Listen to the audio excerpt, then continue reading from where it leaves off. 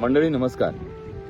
आज या व्हिडिओच्या माध्यमातून मी आपल्याला एक आवाहन करतो। महाराष्ट्रावरचं ओल्या दुष्काळाचं संकट किती मोठं आहे हे गेल्या काही दिवसापासून आपण सातत्याने बघतोय।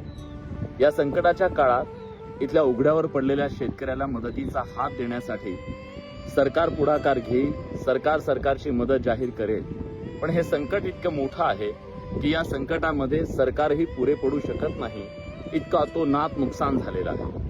शेतकरी उघड्यावर पडलाय, त्याच्या तोंडचा घास गेलाय आणि मुळात सकट उखडून पडलेल्या या शेतकऱ्याला मदतीचा हात देण्यासाठी आपण सगळ्यांनी आता पुढे येणं गरजेचं आहे। एक पत्रकार म्हणून नाही तर एक सामान्य नागरिक म्हणून मी माझ्या पगाराचा अर्धा पगार हा आज माझ्या शेतकऱ्यांच्यासाठी मुख्यमंत्री सहायता निधीमध्ये जमा केलेला आहे।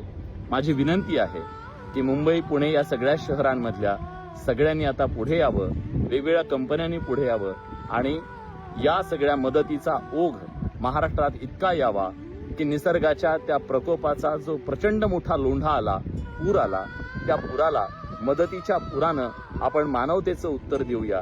यासाठी मी आपल्याला आवाहन करतोय की आपण सगळेजण मिळून पुढे येऊ आणि या शेतकऱ्याला सांगू, तू एकटा नाहीयेस, आम्ही सगळे तुझ्या सोबत आहोत।